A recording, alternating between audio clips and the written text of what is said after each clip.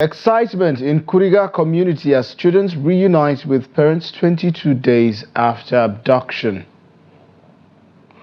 Wanted Delta monarch surrenders, denies involvement in soldiers' killings in Okwama.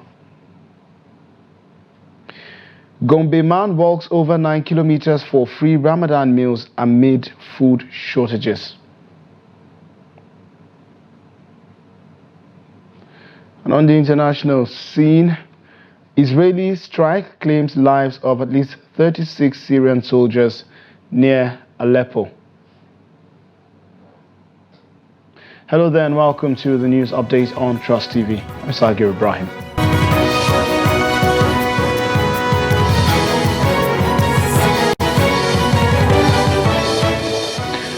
Now the news in full. Amid heightened security measures, Governor Obasani of Kaduna State bid farewell to the 137 Kuriga school children on Thursday as they embarked on their journey to reunite with their families in Kuriga Chikun local government area. Speaking at a brief ceremony, the governor also announced a donation of 10 million naira to the family of the teacher who tragically passed away in captivity due to health complications.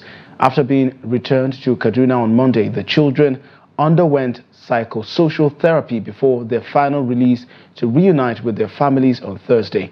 During the welfare ceremony, Governor Sani announced scholarships to up to university level for the children of the late school teacher Malam Abubakar, who lost his life in captivity. Additionally, he pledged that his administration would undertake rehabilitation efforts in both the Kuriga community and the school. Have already taken the decision collectively to support the family of Malam Abubakar with 10 million naira. And so we believe he has very young children, and those children also, Kaduna State government will take care of them and give them scholarships until they finish secondary school up to university. Governor Obasani there. Meanwhile, hundreds of residents in Kuriga Chikun local government area of Kaduna State gathered on Thursday to celebrate the return of 137 school children who were rescued from the clutches of bandits. It was an emotional scene as the community rejoiced over the safe return of the children. They were accompanied by a heavy security detail including armed military and police personnel, ensuring the safe journey back home as they arrived in the village amid cheers and tears of joy.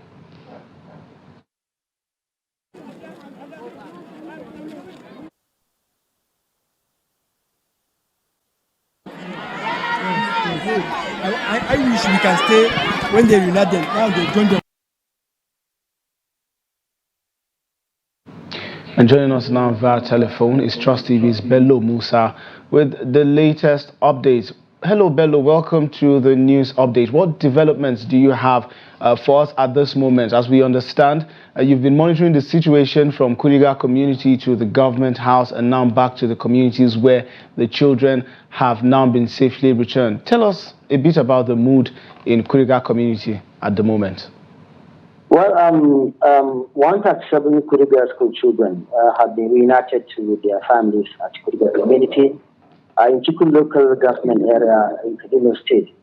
The Kaduna State Deputy Governor Hadiza Sabo Balarade led the government officials or delegation rather to the community on Thursday afternoon to reunite the children with their families. People in the community came out in hundreds to receive their children. The situation yesterday was that of jubilation because after about 3 weeks that the kidnappers stormed the community, abducted their children, they are seeing their children now for the first time. So the situation in the Kuriga community is that of jubilation. All right, Bello, tell me about the family of the teacher who unfortunately lost his life in captivity. I understand scholarships have been rolled out for all of his children. The sum of 10 million naira has also been awarded to, his family. But then again, tell me about the mood of the members of his family, his wife, his children. Have you heard any development, any news from his family members? Yeah, they are still mourning, though they are happy with the development of the award of the scholarship to the family, but they are still mourning losing the breadwinner of the family, who is the teacher of the children. They are happy, they are a bit relieved. All right. What about the parents of the school children who were initially abducted and have now been returned to the community and to their parents? Any news from them? Yeah, they are happy because one of the I spoke to Kabiru Musa, told me that he's happy after about 3 weeks. He's not being reunited with his son. So the parents are happy. You can see from the video, the whole community was happy. There was jubilation because after 3 weeks that the kidnappers abducted their children, they are now seeing their children for the first time. So Bello, there was a particular parent that you interviewed when you were at the government house, the one who spoke about coming to confirm if truly his daughter had arrived at the government house away from the captives. I don't know whether you saw him again to confirm whether he has now been reunited with his daughter, because he spoke quite passionately about how, you know, her absence has really told on him and the rest of his family members. Yeah, they were all reunited with their children. Because what happened then at the government house, you know, there was apprehension of because of that conflicting figures. So the parents were thinking maybe some of the parents' children are still in the hands of kidnappers. But now the community said this 137 is the exact number that were kidnapped in the schools by the kidnappers. All right, Bello Musa, thank you so much for the developments. You've been monitoring this issue since the day that it happened, and we're grateful that the children have now been reunited with their family members. Thank you so much, and do stay safe. My pleasure. And the Defense Headquarters has revealed that troops neutralized 121 terrorists, apprehended 253 others, and rescued 244 kidnapped hostages in various operations nationwide within 1 week. During a briefing on military operations across the country, Director of Defense Media Operations, Major General Buba Edward, assured that the military would comply with the court order and release the suspected terrorists to the state government. The court's decision was made after concluding investigations and addressing other related matters. Additionally, the Minister of Justice and the Attorney General of the Federation, Lateef Fagbemi, SAN, stated on December 4th, 2023, that out of the 1,323 suspects prosecuted for terrorism, only 366 convictions were secured. Regarding the incidents, the recent military operations, Major General Buba reported that in the northeast, troops of Operation Hadin Kai neutralized 52 terrorists, arrested 137, and rescued 78 kidnapped hostages. They also recovered various weapons and ammunition. In the north, central operations led to the killing of 47 terrorists, the apprehension of 17 others, and the rescue of 4 kidnapped victims, along with the recovery of a cache of arms. In the northwest, troops neutralized 62 terrorists, arrested 12, and rescued 162 kidnapped hostages, while recovering several weapons and ammunition. And residents of Lugere community have accused operatives of Operation Safe Haven, maintaining peace in Barkin Ladi, of burning their houses, vehicles, and other properties. This, they said, follows the reported killing of a soldier at a mining site in Shurum community of Rop district in Barkin Ladi local government area of Plateau State. Just a report. The incident, according to the resident of the community, occurred around midnight when they had already started sleeping. The members of the community allege the soldiers started shooting in the air before setting their houses and other belongings ablaze. They added that many of them fled the community, while others were arrested and bundled into vehicles by soldiers. The community also added that after burning down their houses, the soldiers also killed their cattle.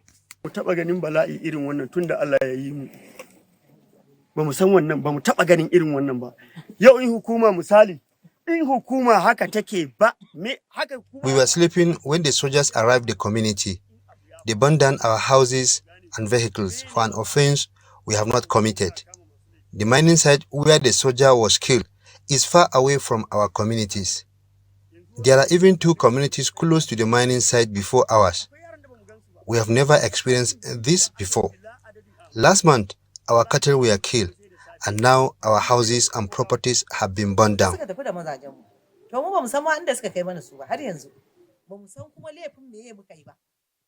I was sleeping when I heard soldiers banging my door. When I opened it, they started abusing me and burning our houses. They arrested our relatives, children, and bundled them into vehicles. We don't know our offense. Neither do we know where they have been taking our husbands to. The community called on the Chief of Army Staff to, as a matter of urgency, investigate the matter and bring perpetrators to book. Spokesperson of Operation Safe Haven, Major Samson Zakom, when contacted on the development, promised to investigate the matter and report back.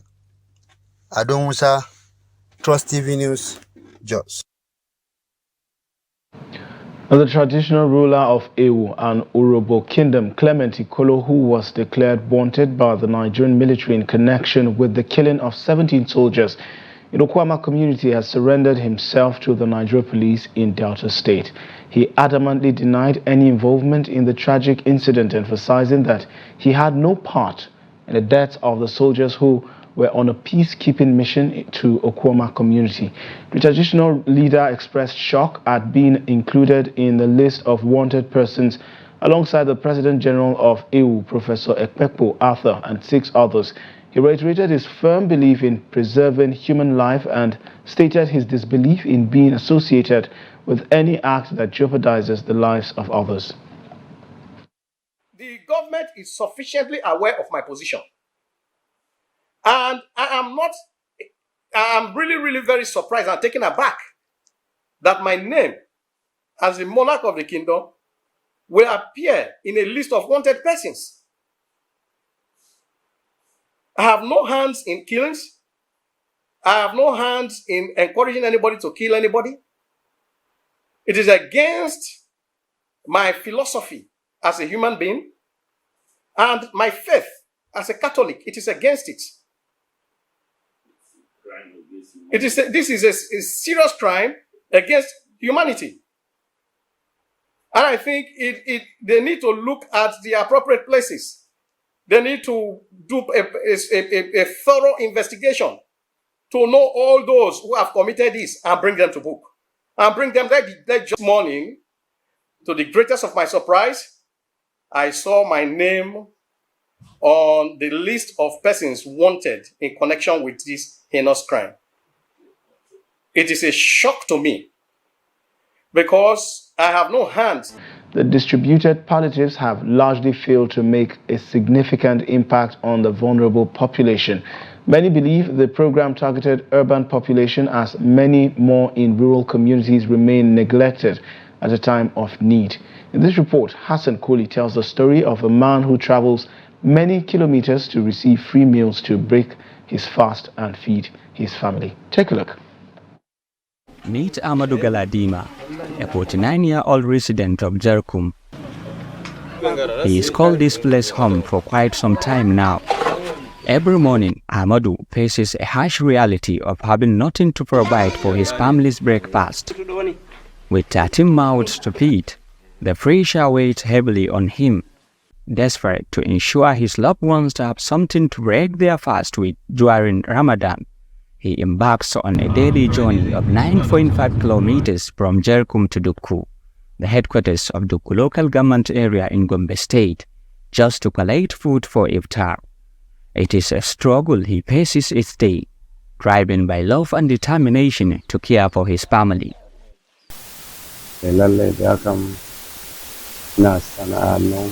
I was once a farmer and a businessman, but as time went on, I lost everything, leaving me to rely on donors to feed my 12 family members.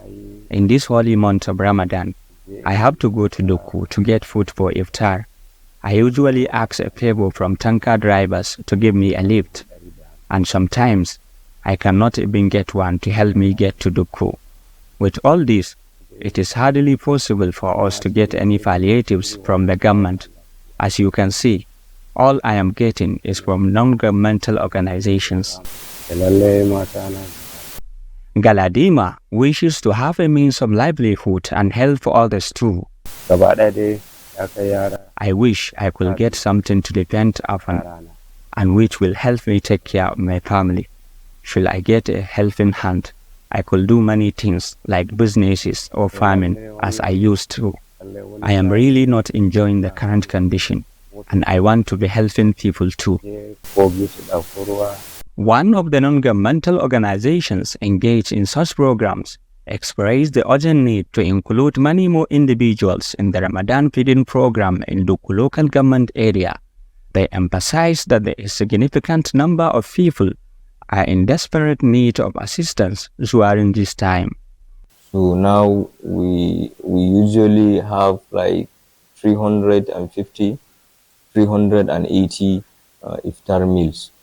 Some people usually come, some even since morning, and we distribute the food in the evening around 5, sometimes even 5:30. But you may notice that around 10 o'clock, some people are waiting at home, waiting for the food to be prepared and given to them. So as such, the suffering people are going through, especially during this time in this country, you find out that as we prepare the food, the number of people waiting for the food are even more than the number of the food that we are able to bring out.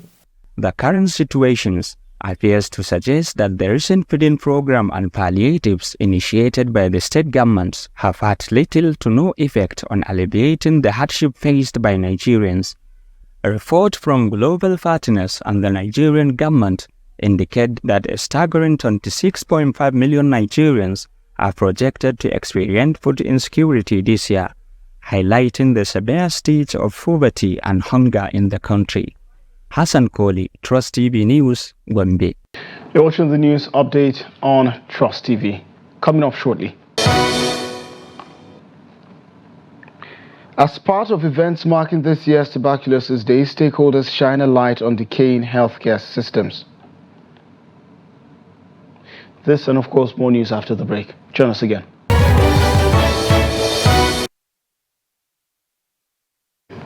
Thanks for staying with the news update. Now a recap of our major stories. Excitement in Kuriga community as students reunite with parents 22 days after abduction. Unwanted Delta monarch surrenders, denies involvement in soldiers' killings in Okwama. To more stories now, the Nigerian Communications Commission has granted a one-week extension to the second phase of the SIMNIN linkage deadline as confirmed by top officials of the Commission to Daily Trust. The initial phase occurred on February 28, 2024, following NCC's directive to telecom operators to deactivate SIMs of subscribers who had not linked their SIMs with their NINs. The third phase is scheduled to commence on April 15, 2024. As previously announced by the NCC in December 2023. However, the National Association of Telecommunication Subscribers, NATCOMS, expressed concerns citing difficulties faced by some subscribers in linking their SIMs with their NINs. NATCOMS President Chief Deolu Ogunbajo requested an extension of the deadline beyond Friday, March 29, 2024. A top NCC official speaking anonymously to Daily Trust on Thursday confirmed the extension, attributing it to the Easter public holiday. Telcos have been instructed not to deactivate any subscriber's line until after 1 week from Friday, March 29th. Another NCC official corroborated the extension, mentioning appeals from civil society organizations and telecom rights groups due to recent internet glitches experienced in the country 2 weeks ago. And in health, During a medical outreach event commemorating World Tuberculosis Day at the General Hospital, Bayara Hussein Abubakar Othman, the district head of Miri, a suburb of Bauchi, appealed to the state government for the rehabilitation of the hospital. The traditional leader emphasized the need for effective service delivery, particularly for patients battling diseases such as leprosy, tuberculosis, malaria, and HIV/AIDS. The event brought together various stakeholders to address these pressing healthcare needs. Trust TV's Adamu Imam has details. The medical outreach was part of effort by the Agency for the Control of Tuberculosis and other related infectious diseases in conjunction with Breakthrough Action Nigeria in the state. The district head of Miri, Hussein Abubakar Othman, called on the state government to rehabilitate the hospital for the benefit of patients and the community as a whole. Do more in the hospital, and also the Honorable Commissioner, Minister of Health, you may wish to look around the hospital and take an inventory for some dilapidated structures which we hope you will visit in their time. We thank you and we pray. Some of the beneficiaries spoke on their health status and how they are coping with the current economic realities, while the medical team urged them to take advantage of the commemoration day to access free health services. I came here all the way from Toro local government area since yesterday to get free diagnosis and treatment for me and my child, who is down with malaria and TB. With the diagnosis, I will know my health status.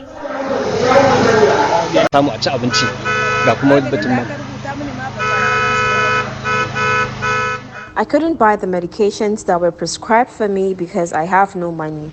I usually wait for our son to get his salary before buying them. When I heard about this medical outreach, I quickly rushed to come and know about my health status through free diagnosis. It will take a lot of money for you to get these services, but now it's for free, and it is important. Even though when we are not, if these days ended today, you cannot get access to this test. It is important to know your status at this time. Meanwhile, the Bakatma boss Sani Muhammad Dambam, in his remark during the outreach, warned people against taking unprocessed cow milk, saying many cases of ill health have been reported from the practice. Adam Imam, Trust TV News, Bauchi. On the international scene, an Israeli airstrike in Syria's Aleppo province resulted in the deaths of at least 36 Syrian soldiers, according to a war monitor. The Syrian army confirmed the strikes near Aleppo, reporting casualties among its forces and material damage. Meanwhile, thousands of Jordanians protested near the Israeli embassy for the 5th consecutive day, demanding an end to Jordan's peace treaty with Israel.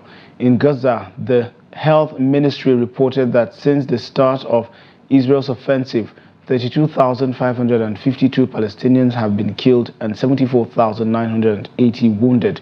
Israel claims to have neutralized a senior Hamas leader and discovered arms in the Al-Shifa hospital, which it continues to besiege. However, visual evidence supporting these claims is scarce. And in sports now, Newcastle United midfielder Sandro Tonali has been charged with misconduct by the Football Association for alleged breaches of betting rules. The 23-year-old is currently serving a 10-month ban issued by the Italian Football Federation, FIGC, in October for breaking betting rules in Italy. Tonali joined Newcastle from AC Milan in July for £55 million.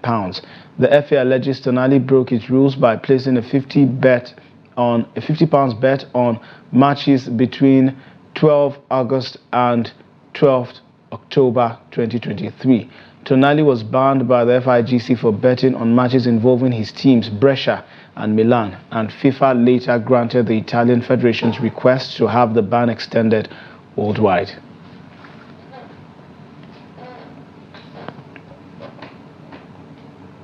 And that's that wraps up the news update at this hour. Do well to follow us across all of our social platforms and also catch our live stream on YouTube for more news, programs and documentaries. I'm Sagir Ibrahim. Thanks for watching.